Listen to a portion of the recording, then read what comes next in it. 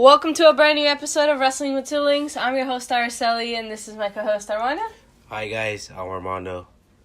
And today we will be going over the Super Showdown, which took place on Saturday from Melbourne, Australia. The first match of the night was Cesaro and Sheamus versus The New Day. So pretty much the Bar versus The New Day for the SmackDown Live tag titles. Cesaro and Kofi start off this match, and let me just start by saying the chemistry that The New Day has is absolutely incredible. Same thing with the Bar. It obviously, when you know your opponent so well, it takes your match to a whole nother level, and this match delivered 100%. Yeah, once you're in the same page, obviously, things work out a lot better than other teams, and I think nobody has been on the same page like the New Day, and today they proved it. And it was consistent matches, consistent tagging from both partners, from both teams, which is actually really, really good because that just shows that both teams are on the same page and they're all focused and they know what the goal was, which was to get their hands on the SmackDown Live tag team titles. And another thing, too, is, they're on the same page and they have good chemistry because Big E was not part of the match today. Usually it's Kofi and Big E, or it's Big E and Xavier, but today it was mainly Xavier Woods and Kofi, which they were able to pull out the victory. Which just shows that it doesn't matter who is out there, they will retain, they will deliver, and they will still remain that tag team that is the New Day. And yeah, of course, they're a trio, but even in pairs of twos, they're still super, super good. Yeah, and obviously, they're a trio. That numbers game always pays huge advantage on their side. They didn't need it this time, though. They did it on their own. Big E was obviously there as support. The match overall was really, really well. I believe they said that Kofi Kingston has been tag team champion to be specific, for 964 days combined. That is absolutely incredible. I think he's the longest reigning. Yeah, that's throughout his career. Obviously, don't think it's just all with the New Day. And then another thing, too, that we saw was that Sheamus and Cesaro were very, very focused on the match today.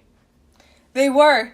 And at some point, I actually thought they were going to win because the match kept going back and forth.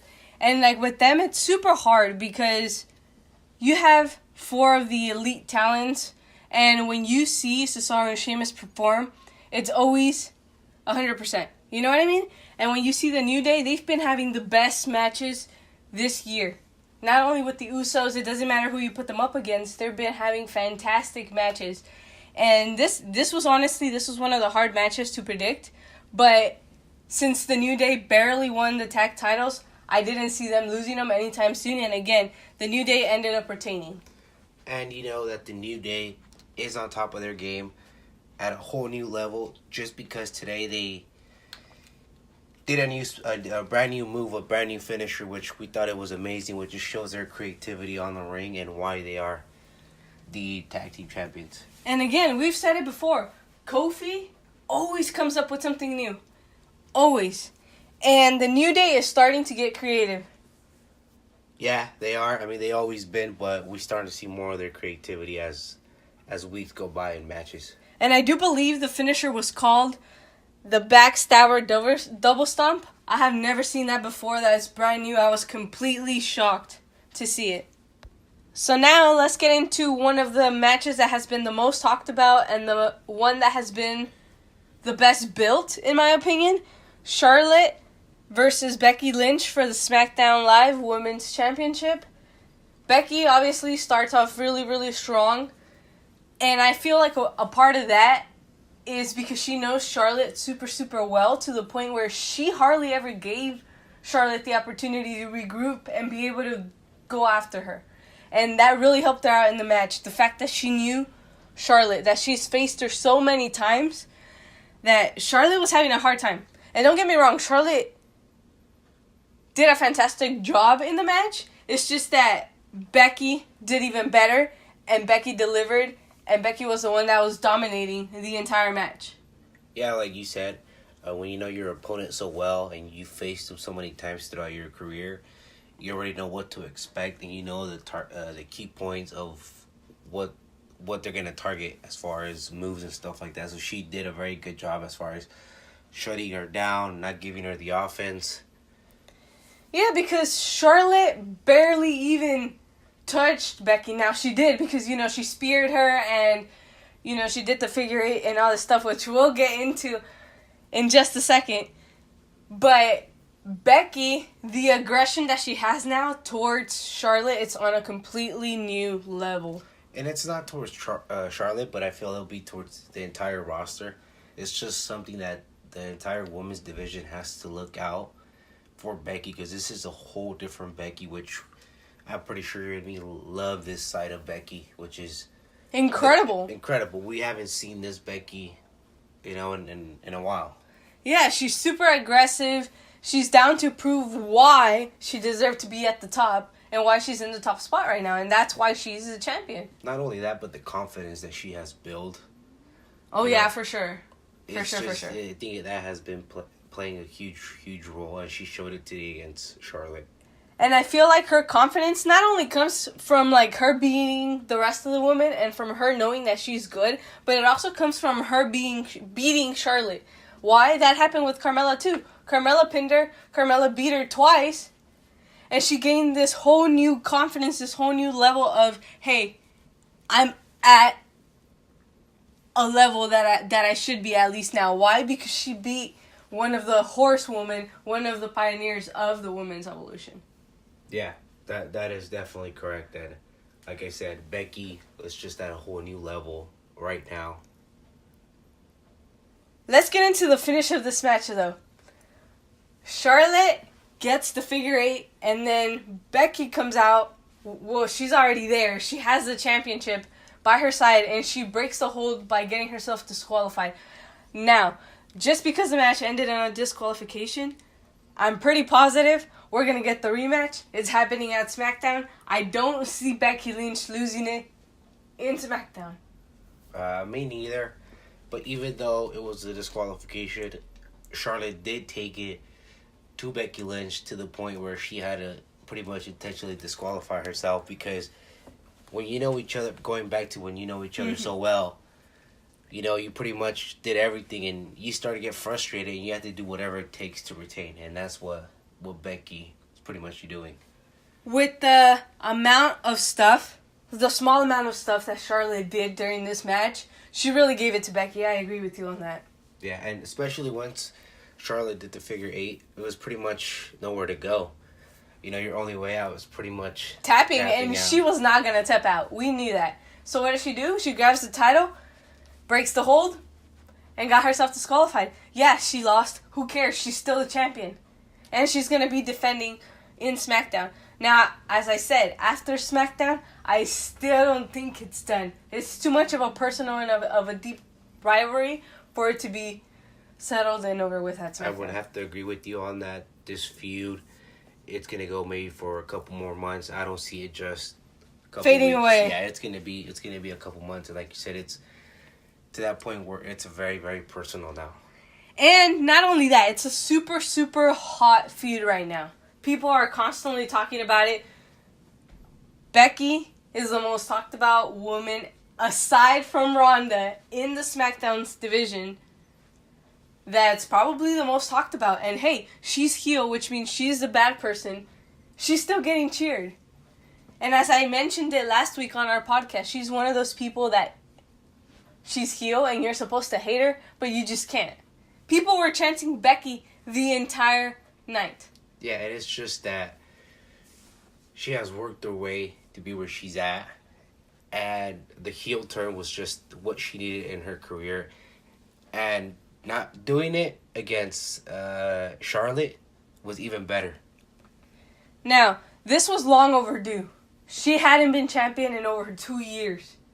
It was time for Becky Lynch, and I do feel like the heel persona fits her super, super well.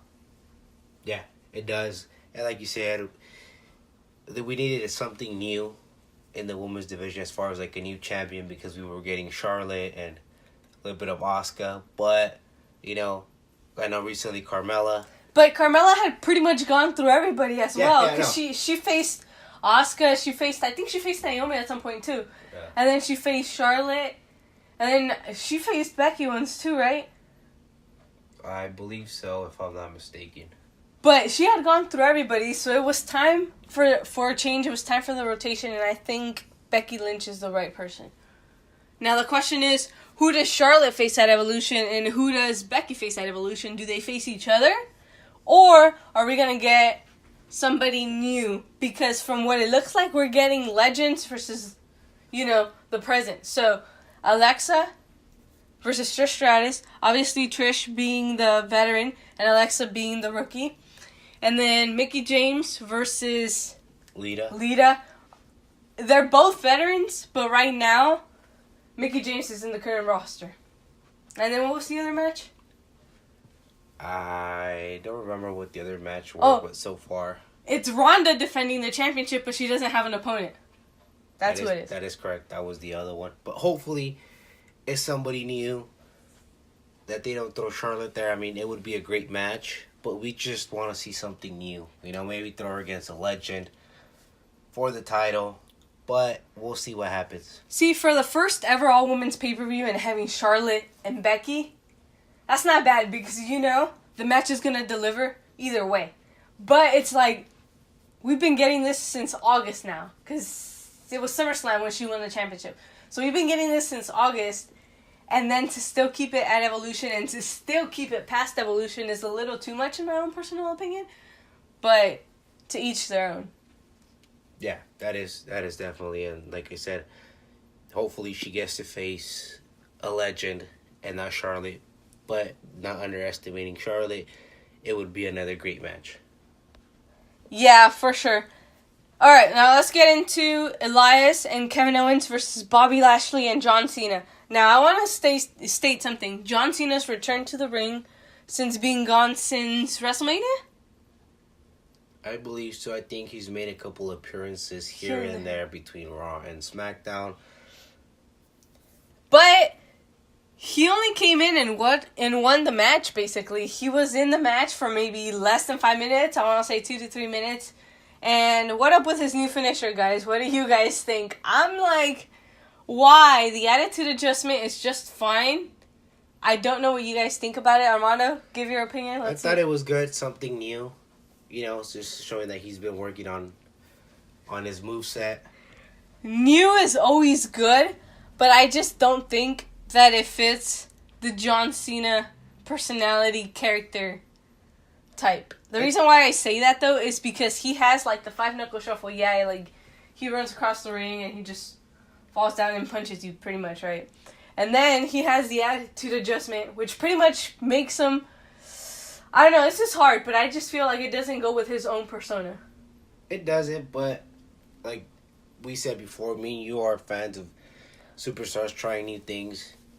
And I have to give it to him. He tried something new, and hey, it's working. It got him the victory. Another thing, too, why, and a little bit off topic, why he didn't get involved as much is he's been in Japan. He's doing some projects for Jackie Chan, and yeah, he's been training at his gym, and I think he's filming another movie. Yeah, that's coming out sometime soon, I guess. But they didn't want him to do a lot in the ring, not to get bumps to get hurt. So I think that was the main reason why he didn't get a lot of action in the match. And Bobby Lashley, sorry. He did a fantastic job carrying this match. Yeah.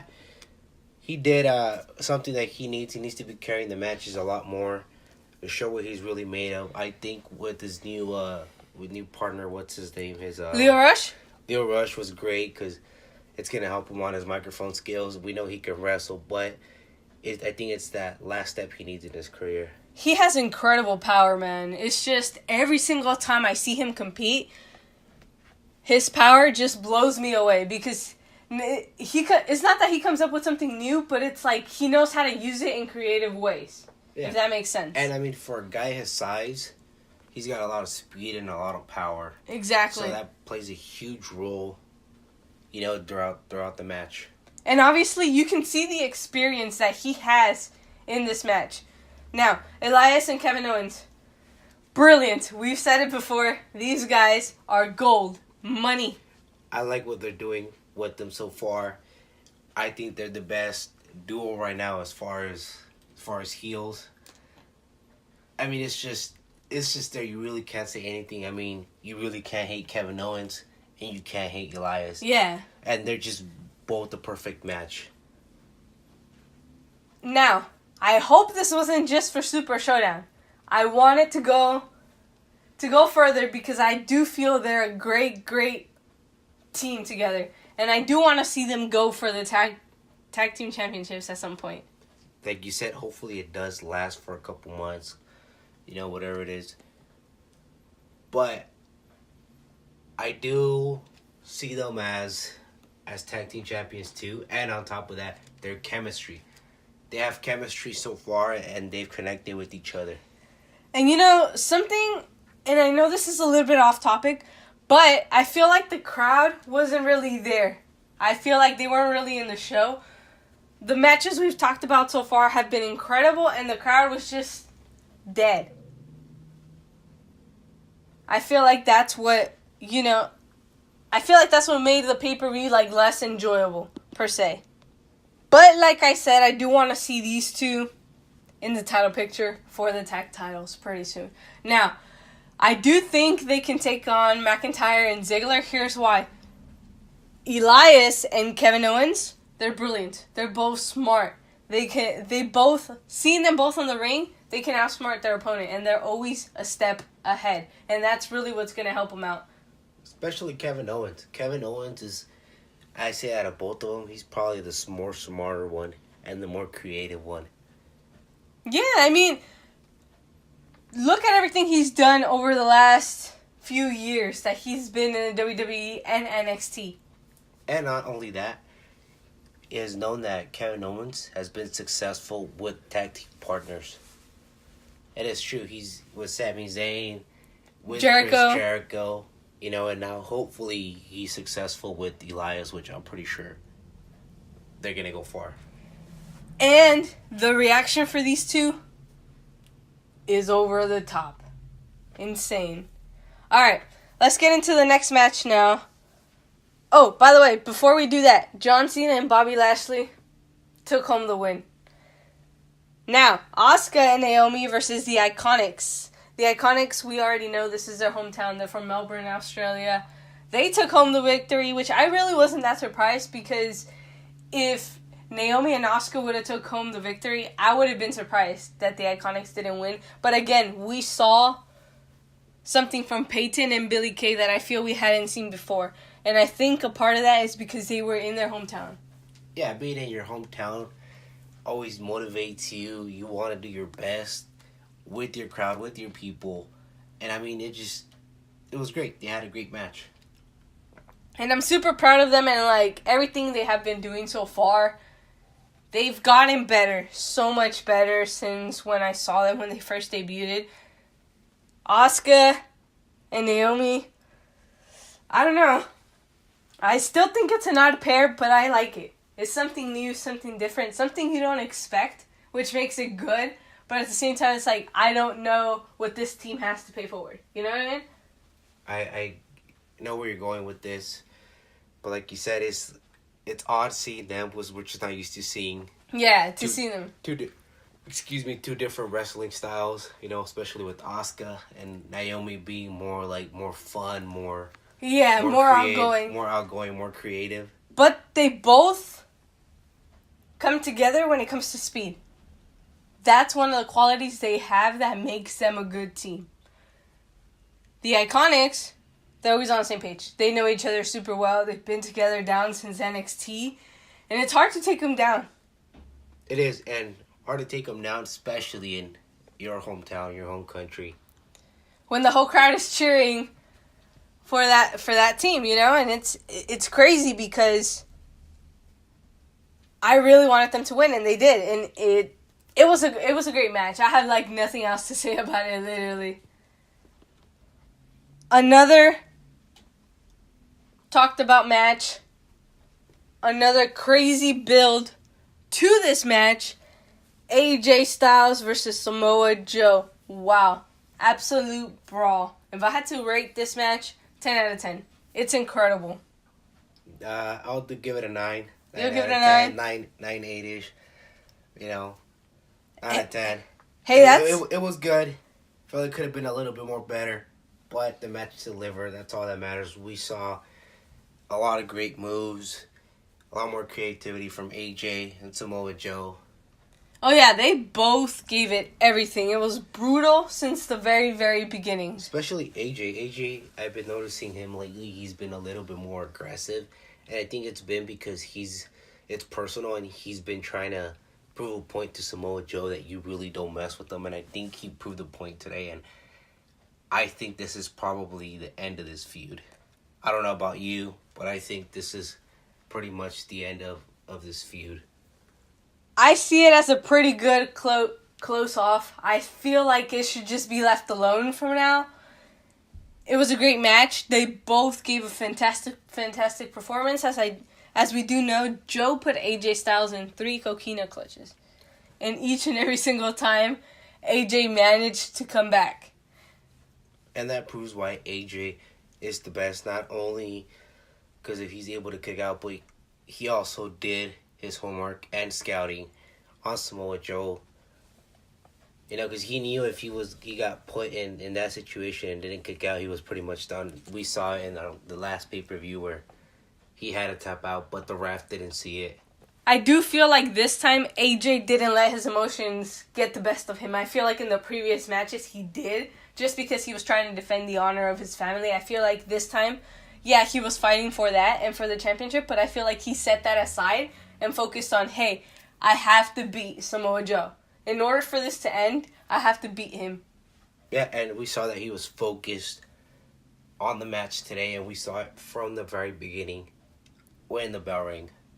And let me just say something. Every single punch, every single hit was extremely brutal in this match.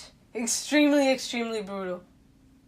Yeah, I mean, we saw the aggression of both of them, especially Samoa Joe. Samoa Joe is at another level when it comes down to aggression. You can see it in his eyes and in his body language. And as you said earlier, you said that AJ did his homework. He did. He targeted one of the knees, and it ended up being the knee that he usually wears his brace on, which I believe is the left knee that Samoa Joe uses his knee brace in. He put him through the table, and Samoa it caught his knee, and AJ started targeting his knee after that. Yeah, that is correct. He didn't target it at the first, but once he saw that the opportunity, the opening, he went for it. That Samoa Joe got hurt and started to have pain in his knee, he pretty much targeted the knee, and that was the difference. And we saw it in one of the moves, I think, where Samoa Joe was trying to carry him. And his knee gave out, and AJ just took advantage of it. I think that was the difference, other than him being focused. And even though he's a face, like, he used that to his advantage. And I feel like being champion involves you being smart in some way.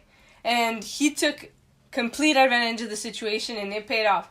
The feud, I think, should just be closed off here. I don't see it going to another match, and if it does, I feel like it would be pointless at this point because there's just nothing else left. AJ won the war.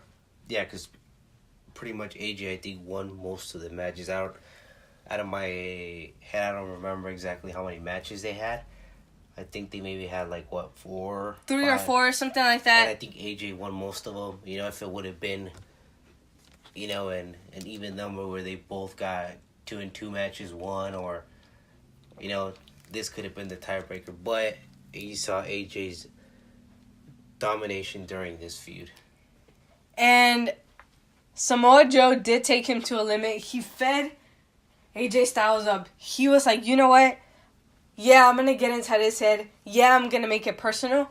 But not only that, he made AJ, and I don't want to say better performer because he's already great as he is, but I want to say he took him to a limit that I hadn't seen AJ Styles go to just yet. Yeah, and that's the advantage of Samoa Joe and AJ knowing each other so well. AJ knew how to beat Samoa Joe, but Samoa Joe was smart. He figured that in order for him to have a chance, he had to get AJ Styles out of his game plan, and which he did for most of the feud, up except for this last match. In this last match, I think it was AJ was the one that was able to counter Samoa Joe's plan. Yeah, because now he knew what he was getting himself into. He knew that going into this match, he had to analyze Samoa Joe and his way of thinking. He didn't get into Samoa Joe's head, but he was waiting for the perfect opportunity, to be exact. And that's exactly what happened. So AJ Styles ended up retaining. Let's get into another match. The Riot Squad versus the Bellas and Ronda Rousey. This is the first time the Bella Twins team up with Ronda Rousey. I think that was a pretty cool moment. That's just my own personal opinion. The Riot Squad, yes, Liv Morgan got to wrestle 2 weeks ago. She did suffer a concussion, but it seems like she's fine. She wasn't in the match too long, but she was there for a good amount of time, if that makes sense. Yeah, I felt that they really took care of her, that she really didn't get that much abuse in her head, or didn't get... She took all the shots, all the hits to the back. And you can see it when she's landing. You can actually see her lift her head up a little bit more, just so that she's not hurting her head, that she's protecting it. She was super careful this match, and we all saw it, and I think the Bellas and Ronda were aware of it, so they really didn't want to inflict much punishment to that area of the head. Yeah, just because it's such a delicate situation. But yeah, she did get to wrestle. One thing I want to mention, though, Ronda Rousey has improved so much since the last time that she's wrestled, and since WrestleMania to where she is now. It's been, what, a few months, 4 or 5 months since WrestleMania? Wow, she has improved incredible. And one of the things that I always tell this to Armando, that I think it's kind of funny, but it's good. Don't get me wrong. It's absolutely good. It's incredible. She is desperate to get into the match. When she is in a tag match, she wants the tag so badly. And I think that's fantastic. That's great. Because it shows that she's determined. She wants to be there. She wants to wrestle and she wants to perform for all of us. Yeah, you pretty much took the words right out of my mouth, what I was going to say. But yeah, like you said, it shows that she's passionate, that she wants to get better, and that she wants to be in the ring at all times, which is good, and that's what we want to see. You know, even though it may look kind of funny that her partner's all the way at the other side of the ring, at the other corner, and she's still stretching her hand out, being like, come on, I want to get tagged in. Which is good, like you said, because it's not only motivating your partner, but also you with that. You're anxious to get in and perform and deliver, and you could tell her passion for this business is starting to grow there. And that she's starting to love it, that she's starting to realize that, okay, you know, I gotta give everything here. And one of the flaws we mentioned on our previous podcast is that she gets distracted super easily. In this match, she was focused, spot on. She had her eyes on the Riot Squad. She had her eyes on who her tag team partners were. And I feel that really, really helped them out. Yeah, and again, that has to do with the improvement that we see in each and every single week. You can tell she's just working on every single part. You know, not only on her moves, you know, her same thing in ring skills and mic skills as well. And I feel like she's been doing really good.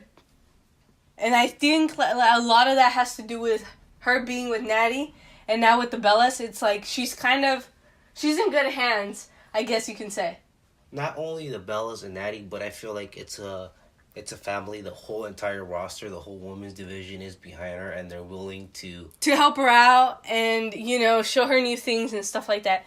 And I believe Michael Cole said that even Ronda herself said that Ruby Riott gave her a fight. As we said on our last podcast, wow, she gave her a match. Yeah. She took her to a whole new level. She did, and Ruby Riott is one of those women that you really had to keep an eye out for, not only throughout the match, but for the future. I feel she's gonna be the next big star as far as the women division goes. I agree with that 100%. I feel like she's a chosen one. She's the next big thing in the women's division. And I like what they're doing with her. They're taking her slowly. They're really not rushing her like they're doing with a lot of With the other men, women? with other women, and we see it a lot with the men. But they should just keep it the way they're doing, taking her slowly, giving her, great matches with big opponents so she could show her potential, which she's already done and shown up to this point. What I like that they've also done with her is not only do they put her in singles matches, but they also put her in tag matches, which gives her experience all the way around. It does, because between singles matches and tag matches are completely different. And you and me know that. You're going to be like, oh yeah, well it's a match, you're still wrestling. No, they're completely different, because in a singles match, it's just you versus your opponent. You really don't depend on another person. In a tag match, you depend on the other person to be there for you. You have time to rest. You have time to actually go outside the ring and think of new moves to do and stuff. You are 100% correct on that. 100%. And I do feel like that's it. It's her time. And she's slowly progressing. And out of the Riot Squad, hopefully they don't split anytime soon. But I do see it happening within the next couple of months. Just because it can go both ways. Like, if she wins the championship, she can go solo. Or she can have the backup of Liv Morgan and Sarah Logan, who, again, have shown amazing improvement. And the Bellas, Nikki, looks like she hasn't lost a step.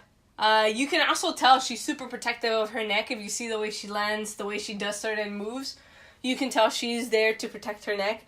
Brie, we didn't really see much of her in this match. No, we really haven't. And again, she still needs to put in a little bit more work. She was, I think, out longer than Nikki, if I'm not mistaken. For what, her pregnancy stuff? Yeah, so that pregnancy had to do a lot with it. But even then, you could tell she's trying. She's trying. She's trying. She's working hard, and it's just one of those things where everybody messes up. Even we mess up here sometimes. You guys hear it all the time. I'll say something and I'm like, oh man, or like I'll say it wrong or whatever. Armando, same thing. It happens. She's human. It's bound to happen. And yeah, she is a veteran, but it happens to everybody. Yeah, and mainly I think the time she's messed up is just a lack of concentration. It's not that she doesn't know what she's doing, or that she doesn't know how to wrestle, or etc. It's just the fact that she's not focused and probably has her mind in other things. Because outside the ring, they have Birdie B, they have Bella Radici, they have Birdie to take care of. They have all these things that they have to take care of, the reality shows, all this stuff. Not only that, but also the feud that she's involved in SmackDown with. Exactly. With Maurice and... She has a lot going on, and I don't blame her. Yeah, she does. So, I mean, you could tell she's not focused. She's not all there in the ring, but, But she still shows up and tries and gives it everything and gives people a match. And at the end of the day, that's what matters to me. If you're there and you perform and you give people what they want to see. Another thing, too, with Liv Morgan and Sarah, they've done a great job the times they've wrestled in singles competitions, but I feel they need a little bit more of a time in the ring. More exposure, to put it that way. Exactly, more exposure, and I feel that Ruby Riott doesn't have to prove anything yet, because she's so far what she's done. She's already gotten to the point. She's already gotten it. She's got to give Sarah Logan and Liv Morgan more opportunity, and then that's another two talent that they have to keep your eye on. It's not that she doesn't give them the opportunity. It's just that since she's the main leader, she kind of has to watch for them. You know what I mean? But from what we have seen from Liv and Sarah, they've been doing amazing so far. And yeah, I do want to see them get more time in the ring. And I feel that they could do more than what they've shown so far. And I want to see what they have planned for them at Evolution. Yeah. Because that's going to be interesting who does I was gonna say who does Evolution?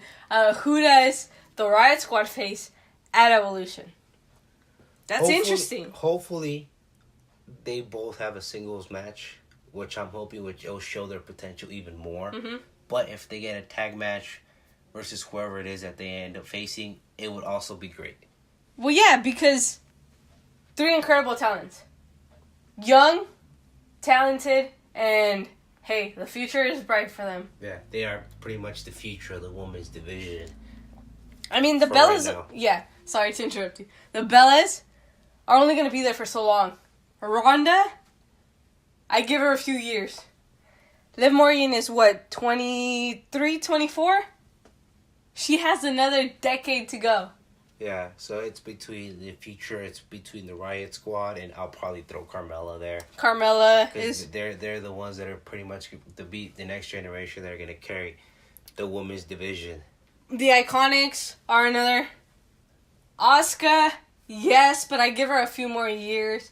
I mean, there's a whole lot of new talent, fresh batch of them down in NXT. I feel like this division is the most stacked so far. It is, and I would have to agree with you. Okay. The Bellas and Ronda Rousey took home the win. Now let's get into the Shield versus the Pack, which is McIntyre, Ziggler, and Braun. Immediate assault from the Shield to the Pack. They didn't waste any time. The match didn't even start, and they were already fighting. They were trying to triple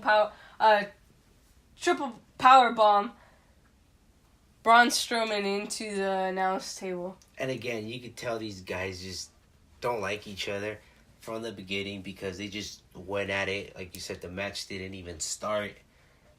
And this just the level of see who's gonna run the show, who's the top trio in Raw. Exactly. Bragging rights, pretty much. Yeah. And as we know, the Shield took it home, but incredible match. I liked it. We didn't see much of Seth. Now, he was in the match for like a good 20 minutes, possibly, and they completely destroyed him. And that's another thing, too. We haven't seen another tag team as dominant as the Shield up until now. Drew McIntyre, Braun Strowman, and Dolph Ziggler did a very, very good job on isolating Seth Rollins.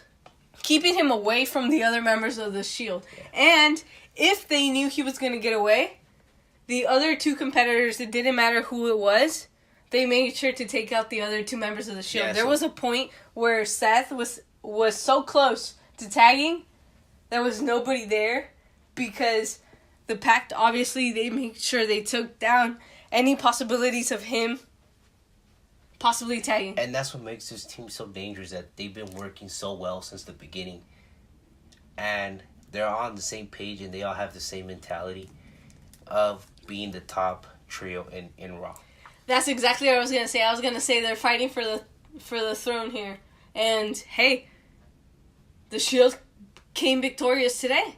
But that doesn't take away from the fact that the Pact is going somewhere. And not only that, these are 6 of the top superstars that have been champions. I mean, you have a champion in Dean Ambrose, Seth Rollins, Roman Reigns, Ziggler, McIntyre, NXT, and the Money in the Bank winner. So, at some point, these guys have been either the top star and will be the top stars. We know McIntyre is going to be a top star. You can already see it. Why? The way he wrestles, the way he carries himself, the arrogance and confidence that he has that I'm that good, and he knows it. Yeah. And so do the fans. And like me and you had talked about it, and we mentioned it in this podcast, him leaving the WWE and going into the Indies really helped out his career. It just developed him more. He was able to learn more in-ring skills, work on his confidence and mic skills all around. It just helped him out so much. Sometimes that's what you gotta do is, leave, focus on doing your thing and getting better. And that's what happened with McIntyre. What helped him out too was the pairing with Dolph Ziggler and Braun Strowman.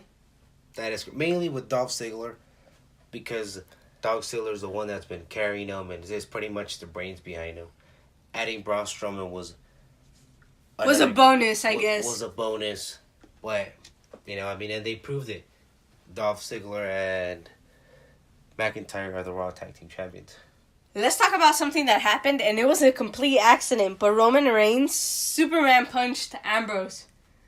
Now, it got to the point where Seth and Roman were in the ring, and then the pack is surrounding the rest of the ring. They're surrounding the ring, basically. Like the Shield does. Yeah, like the Shield does. They pretty much used their own trick. And then Dean gets up, and he's on the other corner, on the other side. And at some point, he shook his head and was like, is this a possible turn? Nope. But I do see it coming in the next couple of months. I'm telling you guys, it's the little things that breaks up the tag teams. Reigns, even though it was an accident, he Superman punched Ambrose. Yeah, and Ambrose, might take it personal or, whatever it is. But like you said, little things make the difference. Yeah. On that. And I think that's going to play a huge role. And I do think he's going to turn sooner rather than later. I don't think it'll be now. It's going to be a little bit down the line. It's too soon for him to turn right now. He just got back if anything, tops a month ago. Yeah. If anything, it's too soon for him to turn. He will turn eventually. It'll be down the road. We don't know exactly when, but we know he's gonna turn eventually, which it sucks because out of the entire Shield, he's the one that had been the most loyal to the Shield. He always brought it up. He always rubbed it in Seth Rollins' face, and he always told Roman about the Shield. And I think you have a very good point there, and I do feel like when the Shield broke up the first time, when Seth betrayed them, I feel like he was the one that was more hurt about it than everybody else. Yeah, and you can see it because, like I said, he mentioned it all the time, and he was always he was the one that really got hurt on it. Like he was really into it. Like he really loved being part of the Shield and being part of the Shield and working with them and stuff, and that kind of affected him. But at the same time, it helped him out because he ended up being WWE champion. Exactly. All right, let's get into one of the most controversial matches. And the only reason why I say that is because 8 years in the making. The Miz versus Daniel Bryan, the winner of this match was going to get a number one contendership match at Crown Jewels taking place November 2nd in Saudi Arabia for the WWE Championship. So, Daniel Bryan, victorious. He became the number one contender. He's going to be facing AJ Styles or whoever the champion is at the time. Yeah, it was a short match. The crowd didn't expect the finish. I didn't expect the finish. I think it caught everybody off guard, and just because it was such a short match, I think we expected more of the match to be longer. And again, that's what happens when you have people feuding for months and months. Over and over, and it just happens. But again, Daniel Bryan with the huge win at a Super Show. That's all I have for this match. There's nothing else to say about it. Even the crowd reaction was what just happened? Exactly, and the crowd wasn't really into the show itself. Now, I don't speak for Australia, right? But that's just my own opinion. But was it crazy? I was not expecting Daniel Bryan to win. And I think we said it on one of the past podcasts. We were expecting The Miz to take it home. Honestly, I thought it was The Miz's time. Yeah, just because The Miz has been proving himself to Daniel Bryan that, he's a lot better and just with the wins. I didn't see Daniel Bryan winning just because, like I said, The Miz has had multiple victories on him, and he's pretty much done whatever it takes to win. He pretty much almost clean sweeped them. Pretty much, yeah. And Daniel Bryan did need the win, but I didn't expect it to be on this one. I expected it to be another... something bigger, something better. Yeah. But, hey, it is what it is. Congratulations to Daniel Bryan for earning himself an opportunity at the WWE Championship. All right, let's get into the main event. What a main event. The last time ever, The Undertaker versus Triple H. 2 veterans, 2 legends, so much history. 16 years. Pretty much in the making. Yeah, since we last saw this match, honestly. Yeah. And Michael Cole has said it. Triple H has said it. Undertaker has said it. This was the match 16 years ago. The first time that they faced each other that changed The Undertaker. So, to see it again. I don't believe it was 16 years ago. It was... Well, no, that's what they said on the thing. But yeah, I mean, pretty much the first match between Triple H and Undertaker. At WrestleMania, by the way. At WrestleMania. Which was, what, 6-7 years ago? Something like that? I think so. It was just great. I feel that Triple H really dominated and took Undertaker to the limit in both matches. And even Undertaker said that in the first match that he was never the same, that he had never been taken to that extreme, and that he had never gotten a beating like Triple H gave him, which led him to a second match in Hell in a Cell with Shawn Michaels being the ref, the special guest referee. And again, Triple H being the game, being creative, he outsmarted Undertaker throughout the whole match by making it a no disqualification match, which what Undertaker didn't expect. Not only that, but Shawn Michaels, I was part of his plan, and we'll tell you guys why right now. HBK was finding ways to interfere in this match. Whether it was, I don't know, taking out the ref, or whether it was, distracting Undertaker, or helping out Triple H, or whatever it was. He was doing every little thing to try to help Triple H. Kane, he was, standing there. On the other hand, if you actually get to see the match, Kane really didn't get involved in the match. As much as I would expect it to. Yeah. Just because when you see somebody getting involved in a match, you're like, I'm coming at you, and you walk up to them to try to prevent them from doing anything. Kane was, standing there. Literally. Now, he did help more towards the end of the match. Maybe twice. Twice or 3 times. I think it was 3 times tops. But even then, he didn't even bother to, distract Triple H or get in Triple H's face or even in Shawn Michaels' face, which just sucks. But mainly, like you said, I feel that Shawn Michaels was there because Triple H wanted him on his corner because he knew that he was going to get in Undertaker's head. And I felt that was key because we did see it throughout the match that Undertaker got distracted and kept talking smack to Shawn Michaels. And I think that was key. And at the end of the day, that ended up playing a huge effect in the match, which helped Triple H win. Exactly.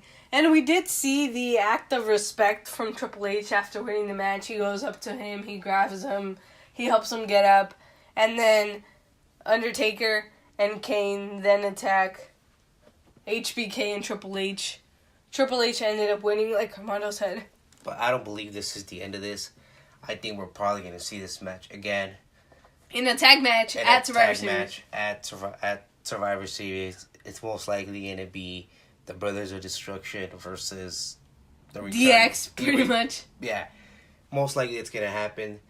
They attacked them for a reason. It's because they're probably going to want another match. And Taker.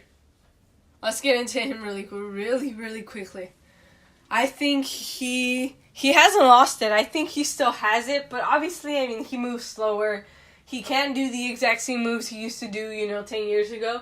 But I feel like for his age and somebody who doesn't wrestle as much as he does, I think he still got it. Yeah, he still has it.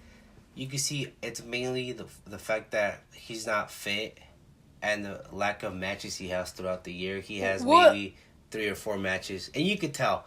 He's not physically there and that the age is getting to him.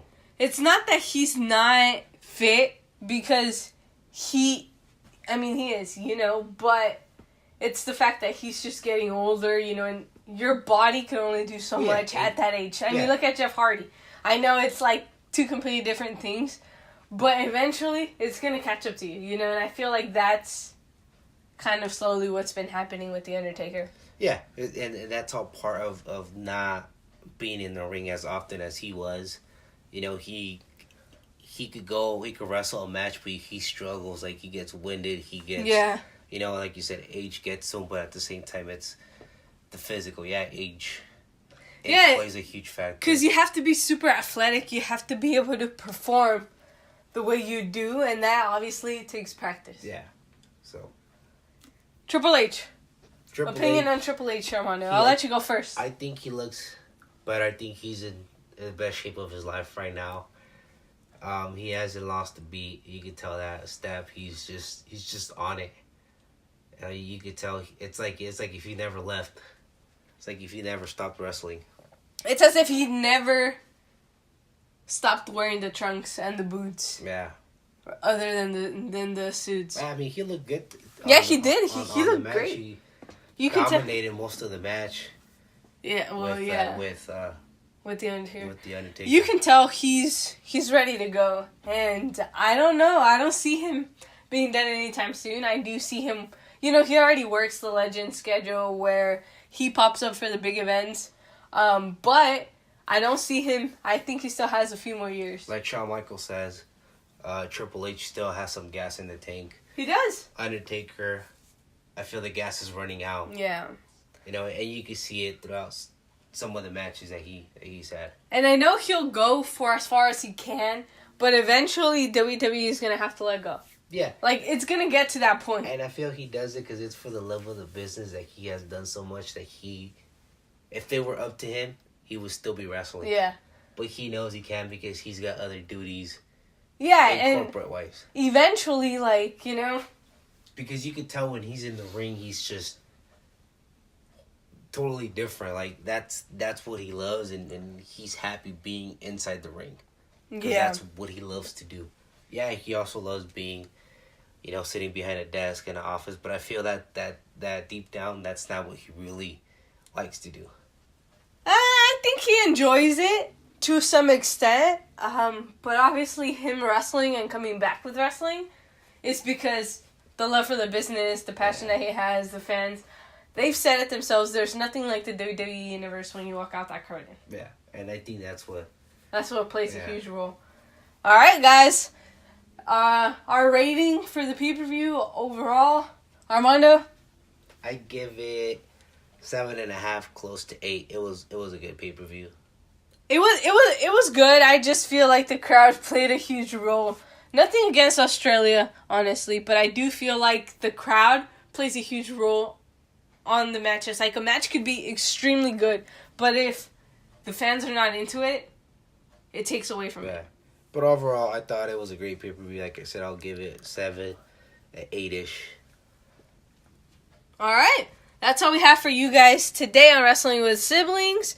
Before we say goodbye to you guys, don't forget to like, comment, share, and subscribe. Let people know that Wrestling with Siblings is doing this on a weekly basis. If you guys like us, you know, tell your friends about it. Tell your mom, tell your sister, tell your brother. Hey, become a sibling today.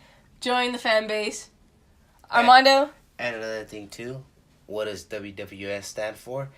Wrestling with Siblings. So become a sibling. Subscribe, comment, share. Follow us on social media. I'll post the links to all of that on the description. And I was about to say we'll join us next week, but it's already next week. So stay tuned for a brand new video dropping on our channel really, really soon. Good night, guys.